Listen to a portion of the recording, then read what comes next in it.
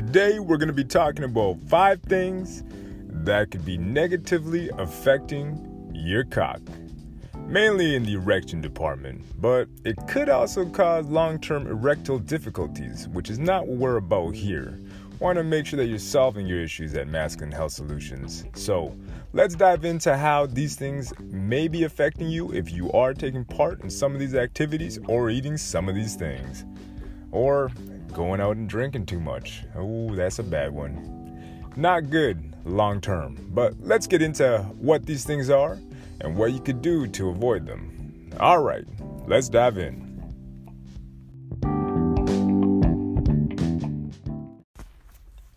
All right, guys. So let's talk first and foremost about sugar. Sugar. Who doesn't like sugar? Lord knows I love sugar. I love to put it in my coffee. I love eating it in cake. And, it's hard to escape sugar in this day and age. One of the things that we can actually see, which is commonly found in pretty much everything, especially when the low-fat craze kind of started in the mid-90s, was that we started to put sugar in different kinds of foods. Actually, probably late 80s. I don't know exactly when that whole low-fat fad kind of started. But when it did, what they started to do was replace things that were low-fat with a little bit more sugar. You want to make it more acceptable on the taste buds. And what happened is that people started consuming more sugar. When you consume more sugar, you start to get more fat. The other thing to keep in mind with sugar as well is that your body starts to kind of get addicted to it. It starts to crave it. The more you eat it, the more you want it. And another thing to keep in mind is that it's addictive. Yep. It is addictive. In the same way that cocaine is addictive. That's how powerful sugar is. In a study done in the University of Connecticut, it was actually found that Oreos activated the same pathways that actually tell you that, hey, this is pleasurable. In the same way that it lights it up when you're doing cocaine. That's how powerful sugar is, right? And it's something to keep in mind because a lot of us make the mistake of, hey, you know what? I'm just going to reach for a little snack right now. And it says that, it's not that high in calories. But if you look closely, you'll see that it's got high fructose corn syrup, dextrose, all kinds of other bad things that, you may not want to consume due to the fact that it's not really going to satiate you. If you are craving sugar, grab a banana. Get yourself some strawberries. Get yourself something that's full of vitamins, nutrients, stuff that your body can actually use. A lot of times your body doesn't even know how to process all that high fructose corn syrup that's going through it. So guess what it does? It tells you, hey, you know what? That food, I didn't get anything from it. I need more of this, man. I need more of something. I did not receive the food that I need. And so you continue to feel hungry, which means you start to consume more food, which then leads to you getting fat because you're taking all these excess calories and not getting the minerals and vitamins and stuff that your body needs to function at optimal levels. Now, where does this put your dick? Well, your penis is then left out to dry, so to speak, because your dick now is not going to receive any pathways or, it's going to receive the stimulus. And, if your girl's ready to go, your dick will still work, but it is not going to function at optimal levels. That's what you got to keep in mind. The blood flow that you need for your dick to function on all cylinders, for your erection to be 100% good to go, is not going to be there. Your body's going to say, hey, you know what? I'm kind of tied up dealing with all this other crap in circulation right now. So, your dick, I'll give you a 70% boner. And eventually, if you're constantly dealing with a dick that's not performing or firing on all cylinders, it may possibly lead to some erectile difficulties in the future, along with it, not being where you want. So, like I said before, guys, be careful with sugar. It's going to be found in a lot more foods than you think. And as delicious as it is, try to avoid it. Not all the time. You're a human being. You want to drink yourself a soda pop, grab yourself a nice Coca-Cola. I understand it. I get it. We all do these things, right? But you also have to make sure that you remain conscious. And that's the one thing that's kind of lacking in our society these days is that we're too quick to go and grab, a bag of chips, some pop. These dietary choices that we continue to make on a daily basis lead to long-term problems. So, it's not just an aesthetic thing. It's not just for your dick. It's also for your body. You want to be healthy. You want to function on all cylinders. You don't want to have high blood pressure. You don't want any of that stuff, So you just got to be careful with what you eat. Not only do some of them have been studied to have carcinogens as well linked to them, right? So you do want to be careful. And high fructose corn syrup, I honestly try to avoid it like the plague, because it's one of those things that's it's hidden in a lot of products, and you will see that it'll rear its ugly head into a lot of products. So you just got to make sure you're conscious, man. Do your best. I know it's not the easiest thing to do, but it is possible to kind of avoid these things. So just be careful. Like I said before, grab some fruits, grab a banana. You want some sugar, you want a milkshake every once in a while, you want that ice cream. Just try to eat in a balanced way, right? So don't do it every day. Try to have something solid to eat every day. All right. That's it for the first one. And now for number 2. Dun dun dun. What could it possibly be? Well, this one's very simple. Lack of sleep. That's right. Lack of sleep. What happens is that your testosterone levels will drop, right? You're not receiving enough sleep. And I think we can all kind of agree that if you don't have the adequate amount of sleep that you need, you're basically functioning like a robot. You're just kind of going through the motions in life anyways. So now when it comes to your dick, and your girl saying, hey baby, I'm ready to go, your dick is going to be a whole lot like your body in that moment, in that it's just going to be like, oh dude, I'm tired. And instead of it being like a rock hard mass, it's going to be like those flimsy tube men that kind of just hang out in front of those used car sales lots, flinging all over the place. It's semi-hard, but it's hella floppy, and that is not good. Not only is it showing you that, hey, something is off, but it's a pretty clear indicator to the fact that, yeah, sleep is quite important. The reason for it is that your body will actually secrete something known as endothelin-1, or endothelin-1. I can't say it because it ties up my tongue. But it is a compound in the human body which will actually constrict some of the blood vessels that you need for your penis to function on all cylinders. So, like I said before, you'll be functioning at a 70-80% erection when you could be at 100%. 100% obviously being optimal. 70-80%, not so good. Not so good. And as far as penis enlargement goes, you need that energy. You need that time to recover as well. Like I said before in the first episode when we were talking about jelqing, you want to pay attention to obviously creating micro tears. Why do you want to create micro tears? Well, the micro tears will then lead to an enlarged penis over time. Same as bodybuilding, which is why a lot of bodybuilders, they do not skip sleep. Might skip leg day, but you don't skip sleep day. Or sleep night, rather. And the importance of it is that when you are sleeping, it helps to get your recovery going. Most of the recovery that you're going to do as a human being is going to occur while you are sleeping. And that's good, peaceful sleep, man. You don't want to skip out on that. When you do, not only will your body come out affected to it 100%, but also mentally. You will find that brain fog will make it very difficult for you to function. Low energy levels. And another thing too that I actually found interesting, I forgot what book I read, but actually talked about willpower and the ability to just kind of overcome obstacles. If you're not sleeping properly and you see that milkshake that we just talked about right now, that'll also become a lot more difficult to win that battle. Thing is, your body's looking for a quick bump in energy, and it'll say, hey, you know what? I don't really feel like fighting off and doing what's right. I'm just going to go for that milkshake. I'm tired. I'm going to eat it and enjoy this insulin spike and blood sugar in my body. But, you want to avoid all that. Get yourself some good sleep. Try to go for at least, I would highly recommend 7 to 8 hours. 7 to 8 hours sleep a day. Make you fully functioning, make you more sharp, You won't have that ugly, blood vessel constricting agent in your body, which will affect your dick from functioning on all cylinders. So make sure you get your sleep, guys. Sleep is important. It's not just for babies. It's also for adults. And believe you me, the older you get, sometimes I feel like the more you need it. So guys, make sure you don't skip out on sleep. It's good stuff. I highly recommend it.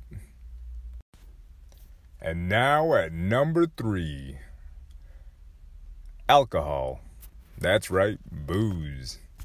And I mean, for a lot of guys, if you're a younger dude and you're listening to me, I get it. You guys can drink booze, recover, and you're pretty much good to go the next day. Now, that being said, you can only kind of get away with that for, I don't know, say probably up until your mid-20s, maybe even late 20s if you're really into it, you know. But eventually it does kind of catch up to you. One of the things that happens when you drink is that you start to get dehydrated. You need water in your body to have a healthy erection, right? But obviously you're young. Your body's able to just kind of take care of business in that sense.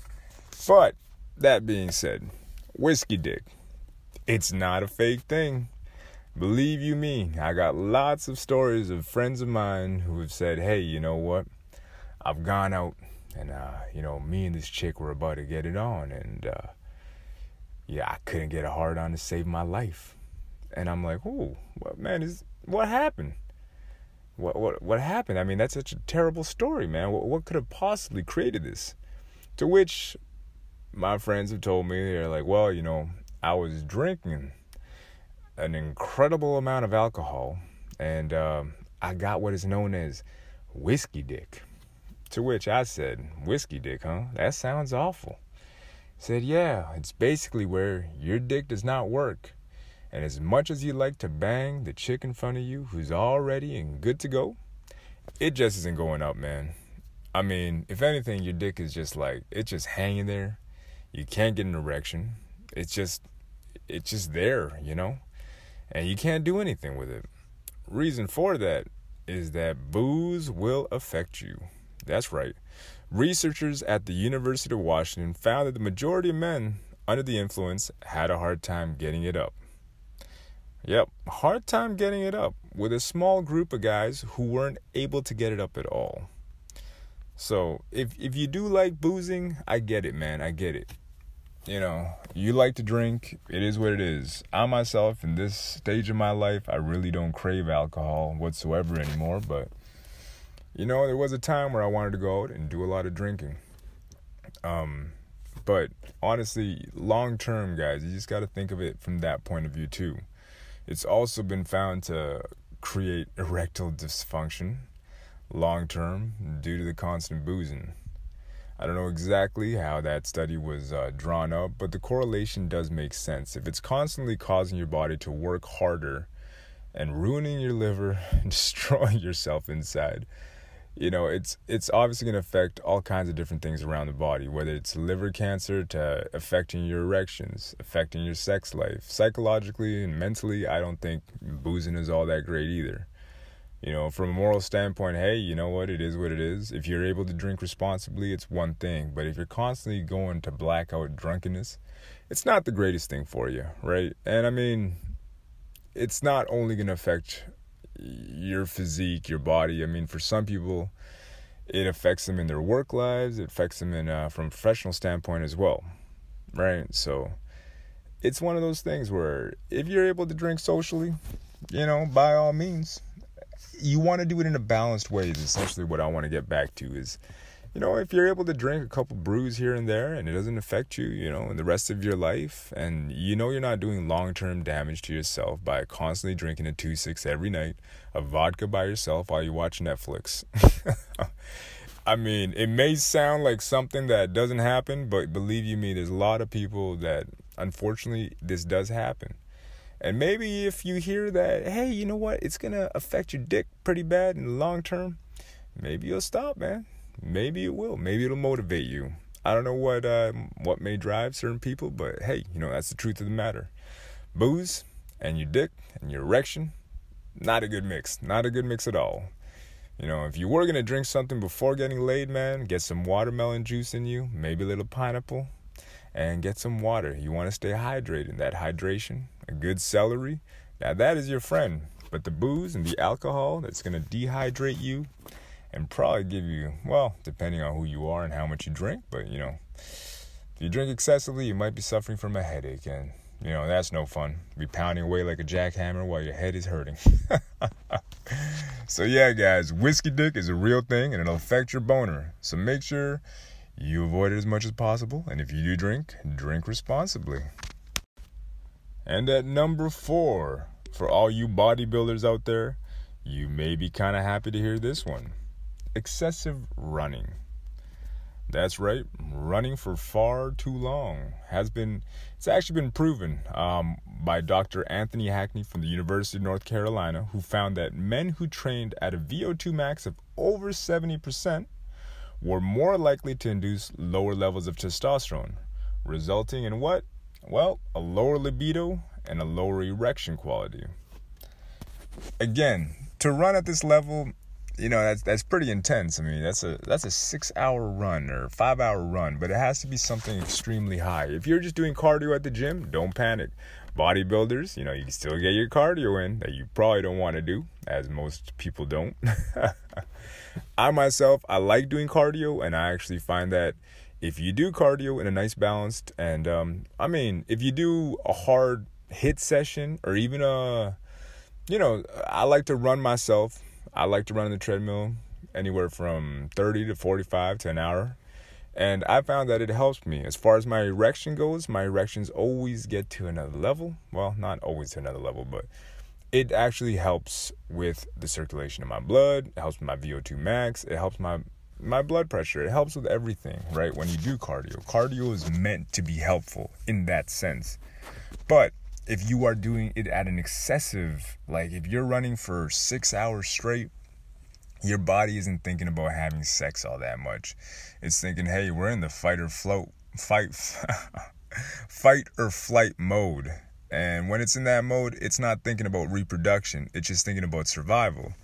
When you're in that state, you want to make sure that, you got to just find balance once again. You don't want to be going over the top or too extreme unless it's something that you do. And if you train in that, and you're an Ironman or you like to do your triathlons and all that, hey, it is what it is, right? It's not like you're doing triathlons every day. It's not like you're going to lower your testosterone levels to the point that you are no longer a man. No, it's just saying that if you do it for a prolonged period of time, at a certain amount, on the day of or after the day of the event, obviously it's going to have some pretty crazy effects on your body, right? And one of them is that it will lower your testosterone levels, which will obviously affect the body parts that make you a man. That being said, if you just want to go to the gym, what I would always recommend is, hey, always do a heavy 45-minute session. You start off from there, right? What I usually recommend for my clients is that, hey, the cardio you'll do yourself. If you want to do some basic cardio and you're just doing it for fat loss or whatever the case may be, you're a bigger guy, just want to lose some weight right off the bat, hey, just start walking at an incline, dude. Don't even jump on the Stairmaster. Don't run. Don't do any sprinting. Just start off with that. Slight incline, walk up. It's good for your heart. It's good for your testosterone levels. It's good for all that, right? We're not going to force anybody to start jogging uncontrollably or jump on a spin bike for an hour and a half. That ain't necessarily good. So what I do recommend for anybody out there who likes to run for long periods of time, don't freak out.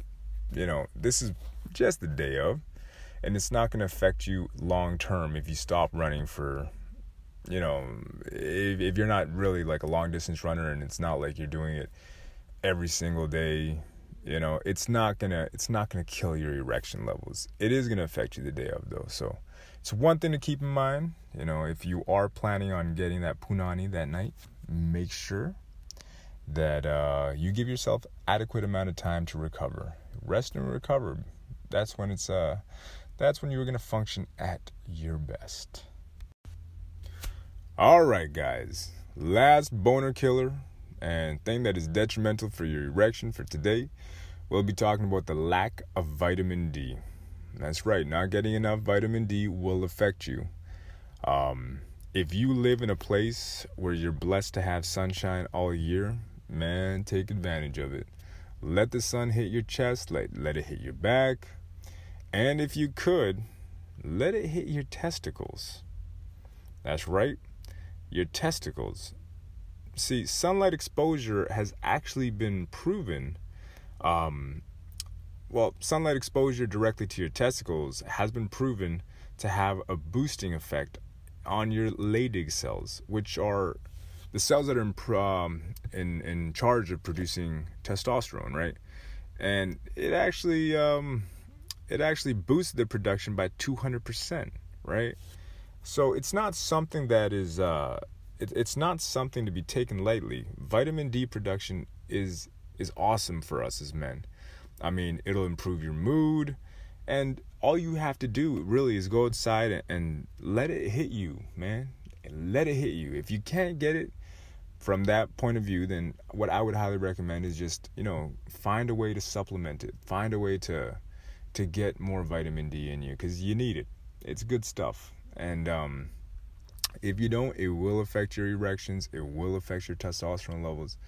And it's a domino effect in the body, right? Low testosterone levels equals, not so good erection. Not so good erection, well, your sex is kind of going to be lacking. From a penis enlargement point of view, I would recommend supplementing vitamin D. Just get yourself some good vitamin D. A study was actually done with men and took vitamin D3 plus K2. I believe it was kind of on the higher side of things, but it actually proved that men supplementing these two things had an increase in penis size. So vitamin D is important. It's key. And if you want to take care of your body, take care of yourself as a man, make sure you get the right amount in, Obviously, like I said before, not all of us are blessed to have sunshine all year round. But, there's red light therapy is something that I've seen mentioned before, actually. And, these things exist for a reason. And I would highly recommend that you find a way to get more vitamin D in you. All right? All right, guys. So that's it for the 5 boner killers. 5 things that could be detrimental to your dick. So make sure you avoid them. And if you can, get more of some of them, Get that vitamin D. Avoid that sugar. And make sure you work out in a good, healthy way and not over the top. You don't want to do too much of that running now. But that being said, everything's all about balance. You want to just make sure that you're smart in the way that you approach different aspects of your life. And just continue going in the way that's best and most healthiest for you. And you will find that obviously your dick should be affected in a good positive way. So live a good healthy life, have a good healthy hard cock, right? So those things kind of just go hand in hand. But let's get into a question that I got from Dinesh C. And he wants to know, how long will it take for me to make gains if I start with a basic penis enlargement program? All right. So this question, it's not one that I could actually say, hey, you know what? I guarantee that you will see results in a month if you do this. But if you go back to, in the first podcast, we lightly touched on how jelqing works and what you could do and how to design an exercise program for it, right? So I'll talk from my personal experience and from what I've read and gathered from others' personal experience, right? So let's get into it right now.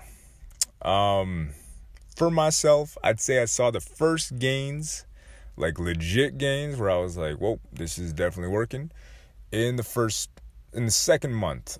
In the second month, I definitely saw that my cock was a lot harder, and it had probably grown by about half an inch. That was half an inch in length. No girth. I actually take that back. Girth probably had increased by a bit, but I did not measure at that time, right? So I would say that you will definitely see good change in the first 2 months. And the first month, while your body's just adjusting to it from the new stimulus, and you're not just, stimulating your cock to just bust a nut, you will find that your dick's going to be a lot harder. It's going to be a lot harder, and you're probably going to be a lot hornier. That's kind of the biggest change that I saw, man, was the libido. Libido definitely shot up for me. I don't know if it affected my testosterone levels, because there's no way for me to, I didn't have the ways to really check that. But I would definitely say that I felt a lot hornier and my dick was a lot harder. So those are the 2 things that you should notice in the first 3 months for sure. And then as actual gain goes, I would say anywhere from the first 2 to 4 months. In the 6 months of doing a basic program of stretching, jelqing, and then kind of a cool down or an edging afterwards, you should definitely see some gains. I would say give yourself anywhere from 6 to 8 months. Just due to the simple fact that it's not as easy to, it's not an easy thing to quantify. It's one of those things it's a little bit more difficult because everybody's different. We all react differently, but it's just like bodybuilding at the gym. You're not going to see the same changes for every single guy out there, right? You do want to focus on your technique. Make sure that you listen to your body as well and that you give yourself the proper recovery, right? So there's no way for me to really tell you, but I could definitely say, hey, you know what? Look up, I'm definitely going to add some studies to masculinehealthsolutions.com, and I'm going to make sure that I include different studies that I found, online that have quote unquote hard data to actually, take the words that I'm saying and say, hey, you know what? There's actual proof that it should work within this time frame. Right, but that being said, bodybuilding, there's two guys that could go to the gym. One guy's going to come out looking like a monster. The other guy's going to look like he put on maybe 5 pounds or maybe lost some weight, right? So everybody's different, but you just got to make sure you listen to your body, pay attention to how it's reacting. If you do see that one exercise is working better, like what I saw for myself is that adding edging after I was done my entire program, it took my gains to another level, right? Like it was extremely beneficial. The hardest part for me though was after you're done edging is trying to make sure that I don't bust that nut, because you bust that nut and it shrivels up, and it's not like my dick just shrivels up and it's non-existent, but it's not gonna have that same kind of like anger to it, right? It's kind of one of those things that people talk about in NoFap, or if you follow, Brazilian Jiu-Jitsu actually brings it up too. I believe it was one of the members of the Gracie family who talked about how, he makes sure that he does not come for about like a month before the competition, just so he's functioning, or just so that he's more aggressive, his testosterone levels are higher, he feels that he's more hype. I kind of believe, or I adhere to that philosophy as well, in that if you don't come, you don't bust a nut, and you finish your workout like that, I wouldn't get blue balls, but my dick was constantly just like, yo man, I'm in Super Saiyan mode trying to get that pussy, right? But you're just kind of like, nah man, calm down, right? But your dick is constantly kind of fighting you in that sense, and that's why I talk about the libido and your sex drive being so high. But when your dick is constantly hard like that, it kind of reminded me of what it was like to be in puberty, where you're walking down the street and your dick's hard too, and you're just like, dude man, what are you doing? Like, it's one of those things where I found that in doing that, it stimulated my cock to just grow more, right? It's kind of like all that blood is constantly rushing down there, which made it beneficial, and it helped me make gains. And I think that, it could probably help you too. Or like I was talking about before, is that, find something that works for you. And when it does work for you, make sure you milk it. Milk it, milk it, milk it. Get as much as you possibly can out of it. Or jelk it. You want to make sure that, you whatever it is that's working for you, get as much out of it, right? For as long as you possibly can. Because yes, you will plateau in penis enlargement as well. But I would highly, if I had to lean towards something, I would say 3 to 6 months. Give yourself at least 3 to 6 months and be patient. Don't expect it to be overnight. Like I've said before, you're not going to be massive overnight. You got to give yourself time. But the more time you give yourself, the more patient you are in your approach, and the smart and calculated you are in your approach in, observing what's working, paying attention to what's good and what's not. You will definitely make gains faster. And ultimately, hey, who doesn't want gains faster, right? Lord knows I do.